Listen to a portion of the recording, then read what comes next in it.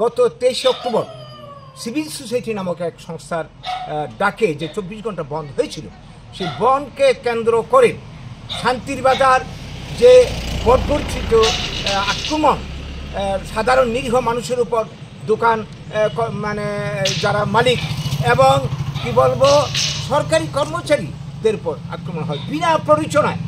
এই আক্রমণের ঘটনায় অনেকেই আহত হয়েছেন, মারাত্মকভাবে আহত হয়েছেন এবং দোকানপাট ভাঙচুর লুটপাট করে কোটি কোটি টাকার সম্পদ ধ্বংস করা হয়েছে। এই যে ঘটনায় যারা যুক্ত এবং অত্যন্ত পরিকল্পিতভাবে যে ঘটনাটা যারা ঘটিয়েছেন, আমরা চাইছি তাদেরকে সবাইকে অপরাধীদেরকে খুঁজে গ্রেপ্তার করে, কয়জন গ্রেপ্তার হয়েছে আরও গ্রেপ্তারের বাইরে অনেকেই রয়ে গেছে, তাদেরকে গ্রেপ্তার করা হোক এবং আইন অনুযায়ী সর্বোচ্চ শাস্তি দৃষ্টান্তমূলক শাস্তি ব্যবস্থা করা হোক।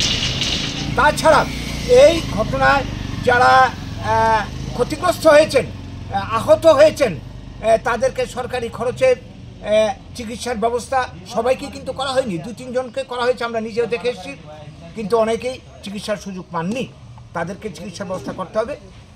3 নম্বর যেটা আমরা চাইছি, এই দুষ্কৃতকারীদের আক্রমণে যারা ক্ষতিগ্রস্ত হয়েছেন দোকানে থেকে শুরু করে অন্যরা, আমাদের কাছে যে তালিকা রয়েছে আমরা দেখেছি, আপনাদের কাছে খবর থাকতে পারে, এই তালিকা অনুযায়ী আমরা দেখেছি প্রায় কি বলবো 46 জন বিভিন্নভাবে দোকানদার ক্ষতিগ্রস্ত হয়েছে এবং আহত হয়েছে মারাত্মকভাবে 8 জন।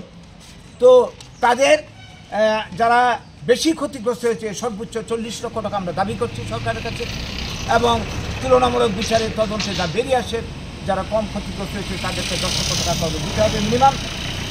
সেই সঙ্গে এখন এলাকায় এখনও যদিও এখন আপাত শান্তি বিরাজ করছে, আমরা দেখছি বলছে যে ত্রিপুরা বরাবরই এটা উপজাতি রাজ্য, বাঙালিরা রিফিউজি, বাঙালিরা অনুপ্রবেশকারী। কিন্তু ইতিহাস যদি আমরা দেখি যে 550 বছর আগে এই উপজাতিরা এই ত্রিপুরাতে এসেছে, তার আগে বরাবরই এটা বাঙালি রাজার রাজত্ব করেছে এবং জনসংখ্যার বিন্যাস যদি আমরা দেখি তাহলে দেখব এই রাজ্যে বরাবরই ত্রিপুরা বাঙালিরা সংখ্যাগুরু।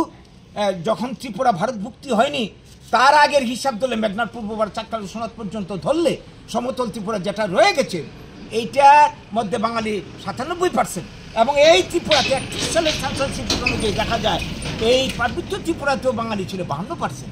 কাজেই বাঙালিরা বরাবরই সংখ্যা গুরু, কারণ এটা তো আমাদের জন্মভূমি, বাঙালিদের মাতৃভূমি, বাঙালিরা এখানকার ভূমিপুত্র। আজকে বলা হচ্ছে যে বাঙালিরা রিফিউজি।